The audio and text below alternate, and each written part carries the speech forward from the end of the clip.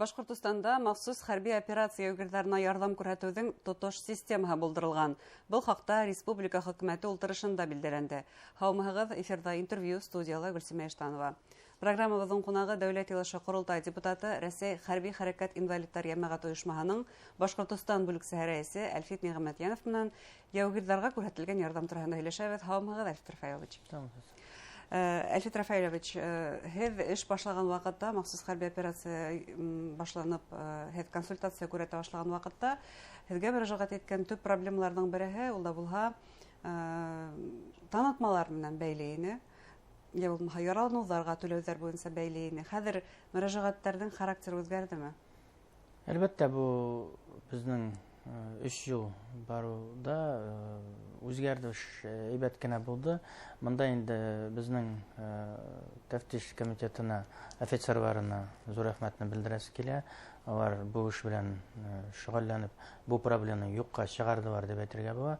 Да безнең бер кварталгамы 1-2 мөрәҗәгать итүче булырга может. Менә шуңа бу безнең таныклык буенча булган кымышлыклар хәл ителде, җиңеп чыга алдык дип әйтергә була бу мөмкин. Түләүләргә килгәндә? Түләүләргә килгәндә менә раненияларга 3 миллион тоже шундай ук менә тәфтиш комитет офицерларының хәрби тәфтиш комитетны кына тоже җиңеп чыга алдык дип әйтергә була. 98-нче справканы оформлый итмәгән чаклар туры килә, аларны без офицерлар белән турыга-туры хәрби частьләргә чыгып, моны тагын да җиңеп чыгабыз. Бу хәл безнең әзәя башлады. Көн сайын дигән кебек эшләр баруына, шуңа ниндидер безнең проблемалар җайлана, кайсылардыр китә. Бу бик зур казаныш булу мөмкин.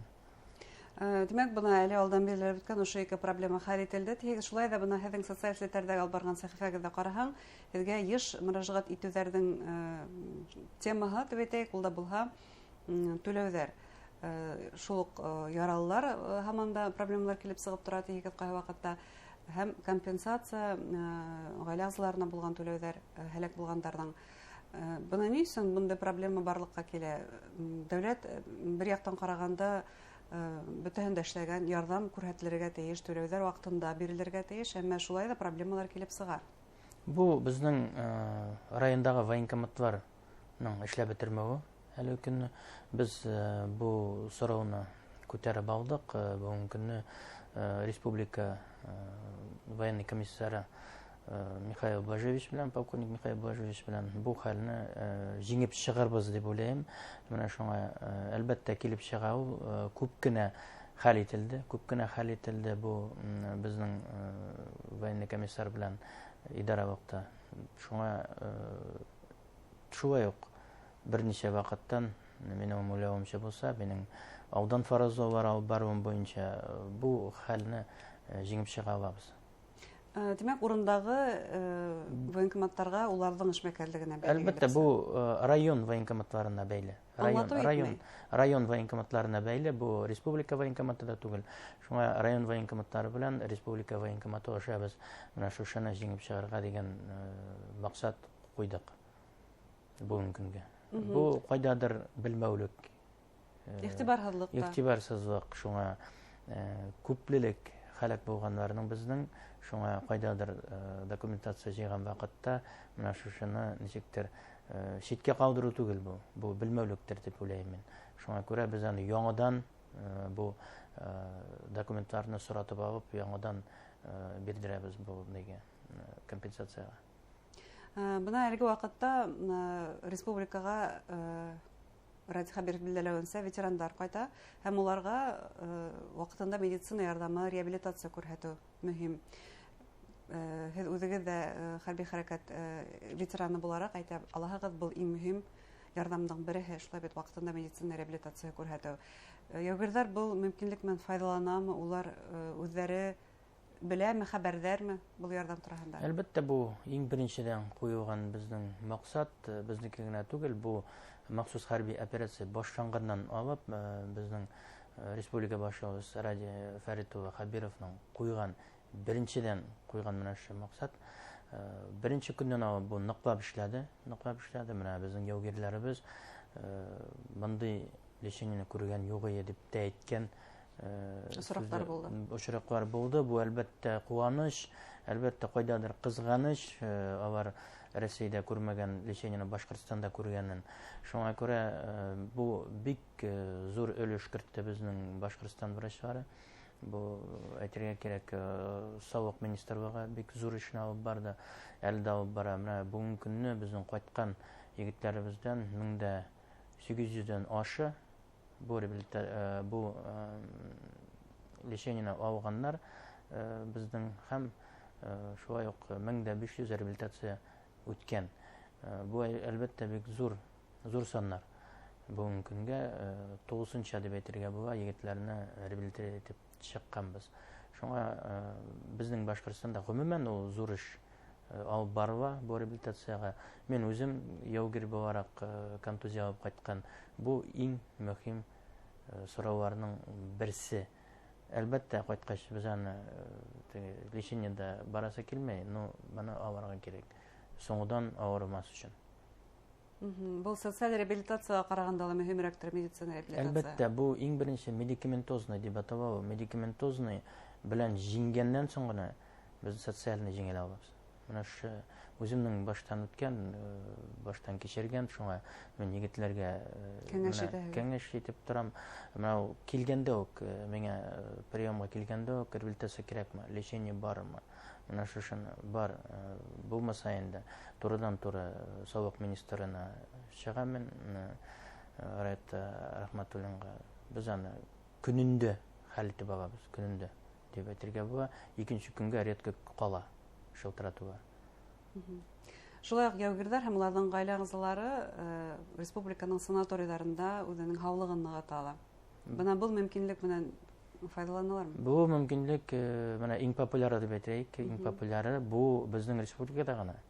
Ул бүтән төбәкләрдә юк та, бу тагын да безнең башлыгыбызга кагыла. Радиф Фәритованың куйган указаниесе бу.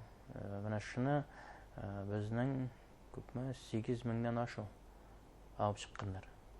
Монда әниятисе дә бара бит инде, гаилә әгъзалары, яугирләр үзләре отпускага кайтканда да барып киләләр, каниләре белән иптәшләренә түләп баралар инде.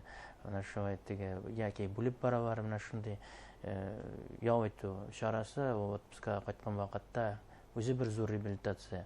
Нәрсә өчен бу безнең Башкортстанда иң көчле санаториялар утыра. Иң көчле санаториялар. Мен үзем менә 2007 елдан башлап санаторияларда йөрим. Мен үземнекләргә барганда өйгә кайткан кебек һәм аларның менә тәэсирен дә тоям медицина яктан. Менә шушы аңа күрә безнең иң популяр булып чыкты, очередьләргә дә басылган вакыт булды, әмма министрлыклар моны җайлап алып чыга алдылар. Хәл ителде. Хәл ителде. Гаилә әгъзалары дигәндән бына гаилә әгъзаларына без әле кемдәрне индерәбез? Гаилә кодексы буенча. Гаилә кодексы буенча монда инде бара әнияти, хатын, балалар һәм гаилә кодексына караганда картай белән нәнәйләр дә керә. Монда. Һәм ошондый осрактарда һезгә хәл иткән осрактарда булды, шулай бит гаилә әгъзаларына бәйле ниндидер проблемалар менән һезгә мөрәҗәгать итүселәр. Беренчеһен мисалга килтереп китерһегез, бәлки шундый осрактар безнең тамашачыларыбыз арасында ла бардыр. Монда була, менә яки безнең Башкортстанда яугирләр бик менә батырлар бит инде. Әтиләре белән уллары да сугыша бергә. Менә ул вакытта инде әтисе һәлак булса, или улы һәлак булса, әтисе яки улы исән калган, дальше боевой действиягә кермәй. Алгысызлыкка үтмәй. Менә шушы алгысызлыкка үтмәй, аны тыловой нигә сызыкка чыгаралар дигән кебек. Менә шушы безнең министрлык указаниесе белән куелган һәм шунда ук шул гаилә кодексы белән кемнәр керә, шуларны инде алар тыловой зонага чыгалар. Ул алгысызлыкка уже берилергә тиеш түгел. Бу турыда безнең тамашачыларыбыз белергә тиештер, шулай бит. Һәм безгә әгәр дә проблемалар булса, мөрәҗәгать итәргә мөмкиндер. Әлбәттә, безнең мондый мисаллар бар. Безнең бер 4-тән ары 4-5 кешене безнең яугирләребезне чыгарган очрак булды. Шулай ук бу эшләр алып барыла тәфтиш комитетының хәрби офицерлары белән. Әфит Рафаевич, хәзер туранан-тура улар менән бергә эшләйсегез. Тәфтиш комитетының хәрби тәфтиш идаралыгында шулай ук улар менән бәйләнештә. Бу нинди мөмкинлек һеҙҙең өсөн? Һәм гомумән республиканың яугирләре өсөн? Бик зур казаныш дип әйтергә була. Ниһаять безнең эш алып бару, эшлеклек тәфтиш комитеты белән бик зур дәрәҗәгә чыкты. Бер-ике атна гына була. Безнең тәфтиш комитеты рәисе генерал Александр Иванова Бастрыкинның поручениесе буенча безнең белән видеоконференция үткәрде. Аның урынбасары баш хәрби тәфтиш идаралыгыныкы генерал-лейтенант Корпусов белән. Аның бу барган видеоконференцияда без күп кенә мисалларын да китердек, күп кенә безнең эшләп чыкканда була торган нинди кымычылыклар була, аларны күтәрдек, нинди сораулар безнең әле хәл ителмәгән шуларны күтәрдек. Бик зур конференция булды бу. Мәскәү белән бәйләнештә безнең Уфа тәфтиш комитетында барды бу хәл байган әйткәндәге видеоконференция. Шуннан инде генерал-лейтенант Корпусов шулай ук поручение бирде үзенең урынбасарына, генерал-лейтенант Шершавовка, Башкортстанның дәүләт җыелышы Курултайы депутаты Әлфит Рафаилов белән турыдан-туры эшләргә дигән карар куйды. Шулай ук карар куйды. Безнең 10 округ, Рәсәйдә военный округ, хәрби округ бар. Менә шушыларның идара рәисләренә шундый ук указание бирде. Әлфит Рафаилов белән турыдан-туры эшләргә. Бу әлбәттә безнең эшне җиңеләйтте. Менә Екатеринбург шәһәрендә әле генә эш сәфәре булды. Анда да без бу эшне алып бардык. Эшләү әлбәттә икенче, җиңелчә, турыдан-туры бер сүз белән үтә.